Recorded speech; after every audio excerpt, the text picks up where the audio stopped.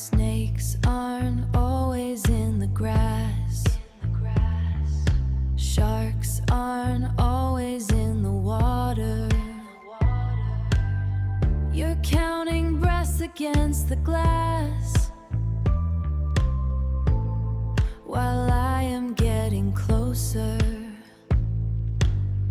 The danger doesn't leave a trace when it's sitting in your space. Thieves aren't always in the night, watching from the shadows of the light. Thieves aren't always in the night, they're hiding right in front of your sight. They wear a face you think you know. They walk the path where you always go. They find the cracks inside the floor.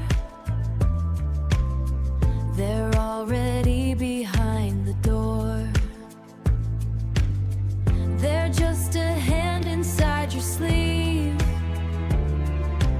waiting for the moment that you leave. Thieves aren't always in the night, watching from the shadows of the light. Thieves aren't always in the night, they're hiding right in front of your sight. Check the pockets, check the lock, check the face you see on the clock. Now here is safe, nowhere is dry. Wait for the truth to catch the light. Thieves aren't always in the night, watching from the shadows of the light. Thieves aren't always in the night, they're hiding right in front of your sight. The night is done, but the sun is just another thief. Good morning. How is everybody this morning on this fine Sunday morning? Yes, I'm early today. Got quite a few things going on, and I want to finish the NCI 1 course. I'm almost done learning a lot of things that I want to pass on this week. And also, we're going to have a conscious birthday bash sometime this week. And hopefully hopefully random will drop today or tomorrow. I hope. Shout out to Shay on his big brother. I've been watching the replays and trying to figure out what Big Brother is all about. So it's a little difficult for me. I'm not quite sure.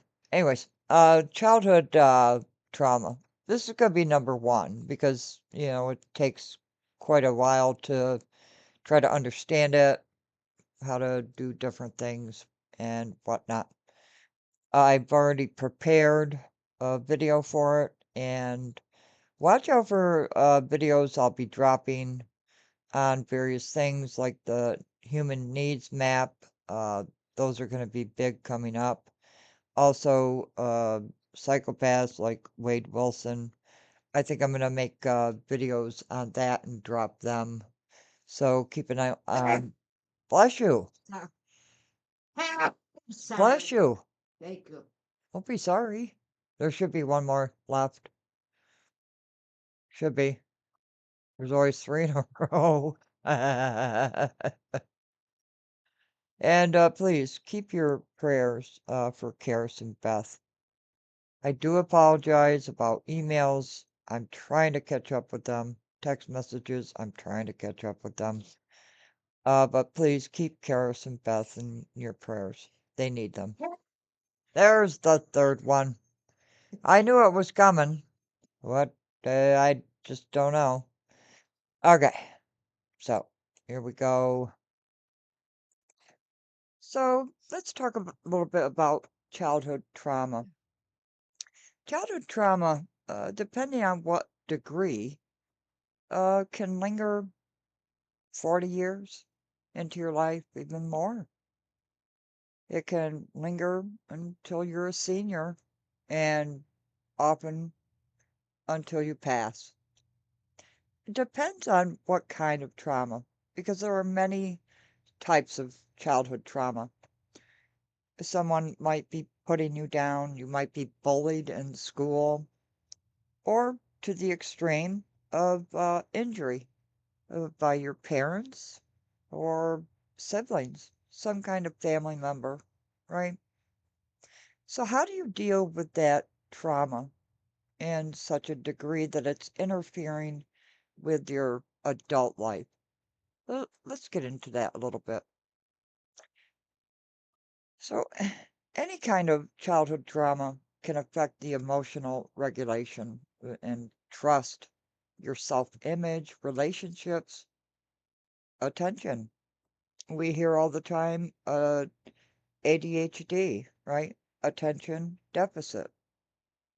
It could cause physical stress response, right?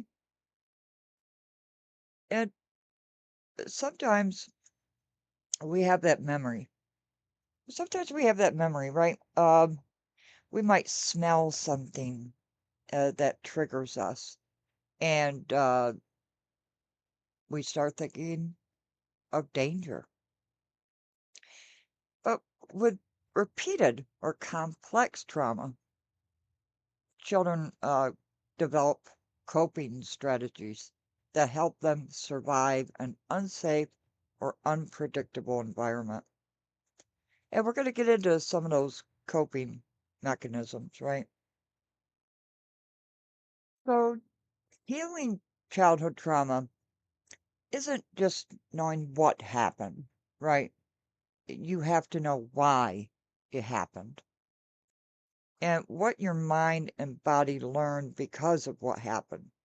And you have to teach yourself that the old survival skills that you obtained as a child to get through the trauma are no longer necessary.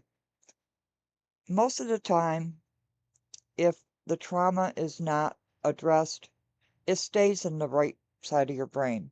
It never moves over from the corpus callosum to be processed in the left part of the brain. So hopefully in this series, because it'll take some time, right? You can't just do this in one episode and that's it. We're done. So let's take a parent, for instance, who is disappointed with you because you didn't make the football team, right? And perhaps he's telling you you're just not good enough. And so you try out again and again, and you just don't make the team. So your father could be putting pressure on you, right? Unjustly, I might add. But it's not the child's fault.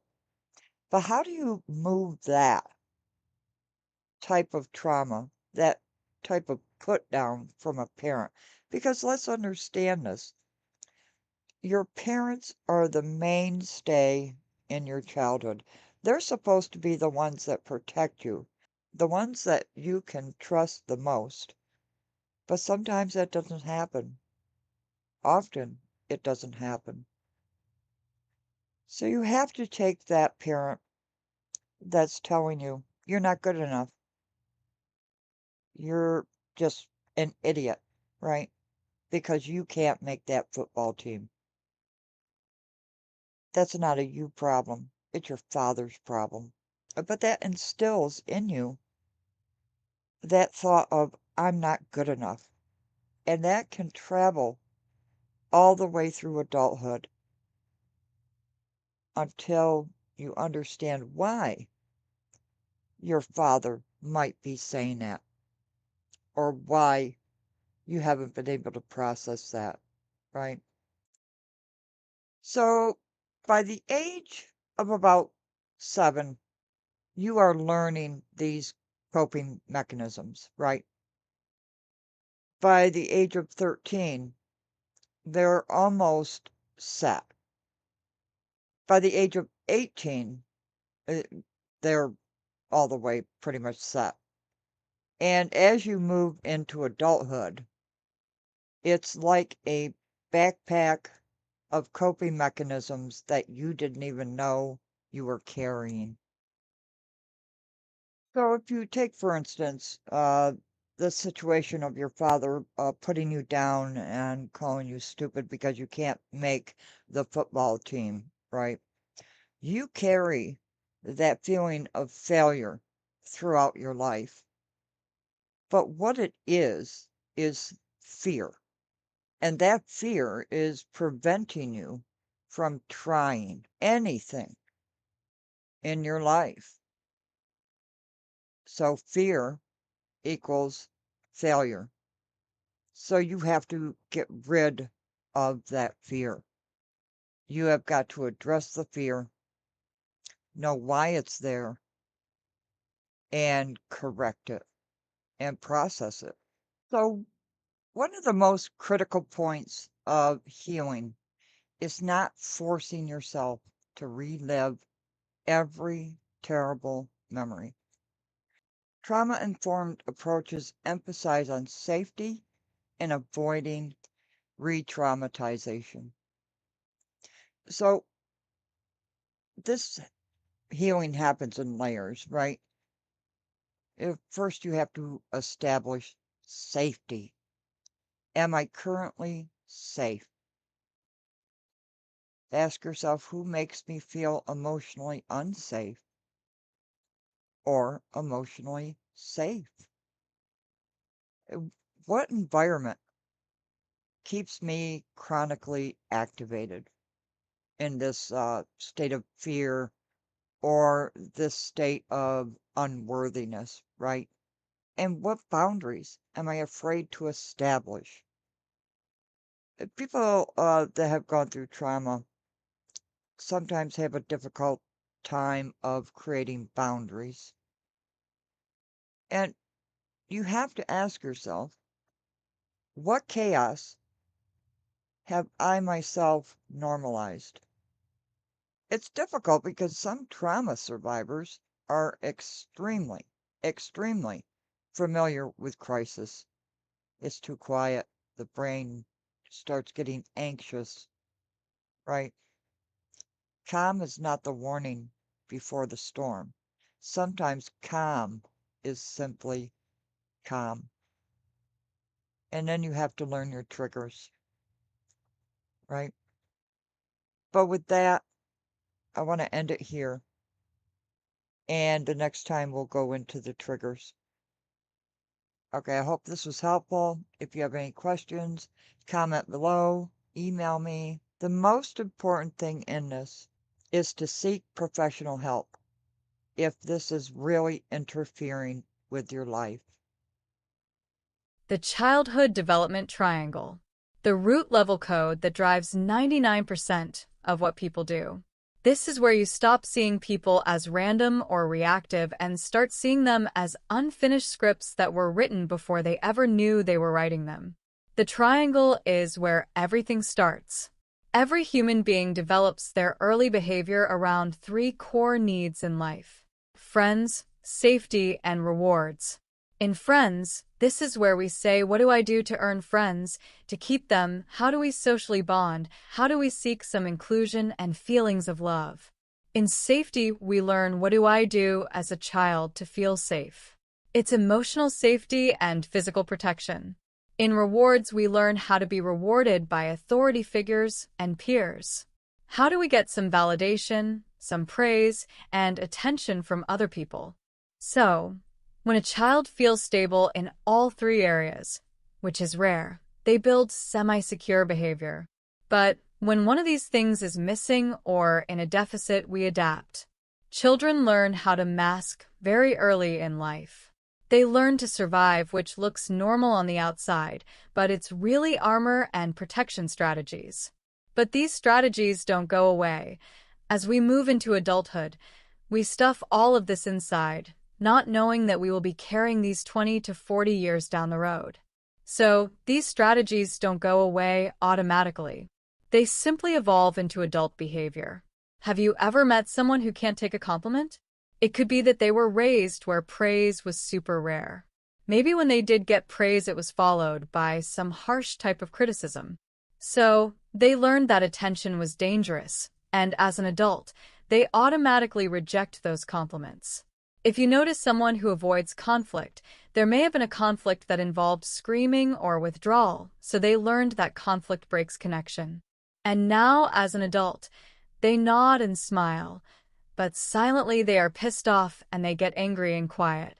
That's why there is the saying, watch out for the quiet ones. But what about the person who is always bragging and name-dropping? It's not ego like you might think. It's a script. They might have felt invisible as a kid, and now their adult brain is just saying, please see me. Please make this matter, or make me matter. So in the 5 lenses, that is what we are living right here.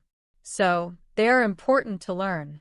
Let's take another person who panics all the time when plans change. It's not being a type A person. It's usually somebody who didn't know what they would wake up to when they were growing up, where every day was very unpredictable, so now control equals safety. Anything spontaneous or unplanned is a threat to their brain. These are not just quirks. These are visible signs of a child's invisible blueprint still running inside of that adult. Behavior is patterned. It's not personal. So, most people react to human behavior. They will say things like, she's needy, he's arrogant, he's a narcissist, he's an asshole, or this person is so passive-aggressive. Things like that. You have got to look underneath these things. So, don't look at an adult being difficult. See a child's adaptive strategy that is still wearing a grown-up face. That's what you are really seeing. The triangle. Friends. A lack of friends creates people-pleasers, chameleons, or overachievers. A lack of safety creates avoiders, hyper-controllers, or chronic apologizers. A lack of reward creates approval seekers, performers, or status chasers. So let's talk a little bit about Oh. childhood. What am I doing? Why did that replay? I apologize for that. I don't know why that replayed. And here I am. I don't know why that replayed, but throughout that whole thing, I've been having discussions with mom.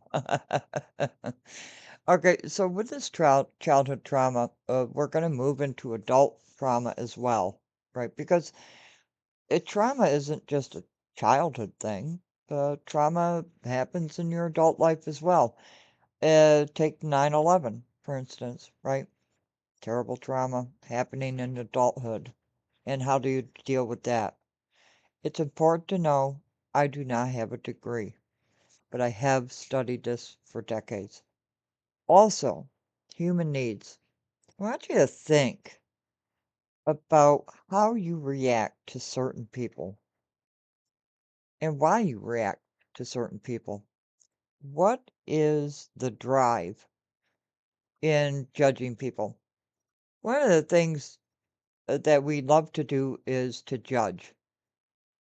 And I'm going to get into that in some detail. And it might blow your mind.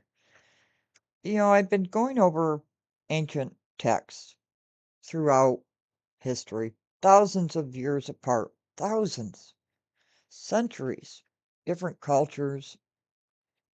And the one thing they all agree on is fear, fear and love, and what that means in the universe. So it is very eye-opening. It will change your life. And hopefully, we don't have to judge anymore. We love to judge Trump, right? He's a misogynist. What is he? A Hitler. He's evil.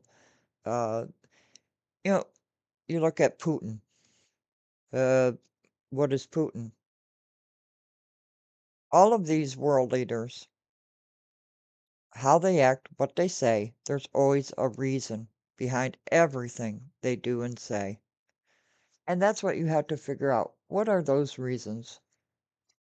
So, with the human needs, we're going to be learning significance. Why do people feel they need significance? And what's the indicators? These are all going to be indicators. Acceptance, need, approval, intelligence, pity, strength. But then we're going to be going into pillars, okay? Why you make the decisions that you make. And it's very interesting. So I'm doing a lot of studying. Uh, it's fascinating to me, and I hope it's fascinating to you too. And with that, I'm going to shut up, and I hope you have a good day. Okay, talk to you soon. Oh, hit the like button. Thanks. Bye.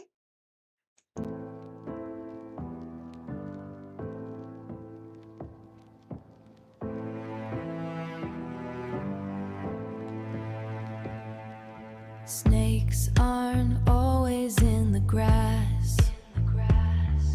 Sharks aren't always in the water.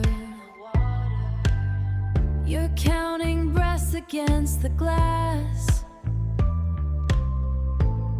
while I am getting closer. The danger doesn't leave a trace when it's sitting in your space. Thieves aren't always in the night, watching from the shadows of the light. Thieves aren't always in the night, they're hiding right in front of your sight. They wear a face you think you know. They walk the path where you always go.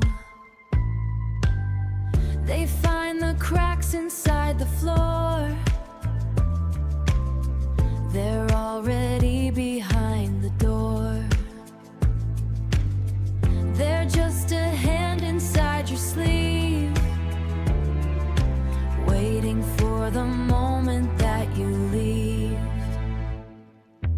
Thieves aren't always in the night,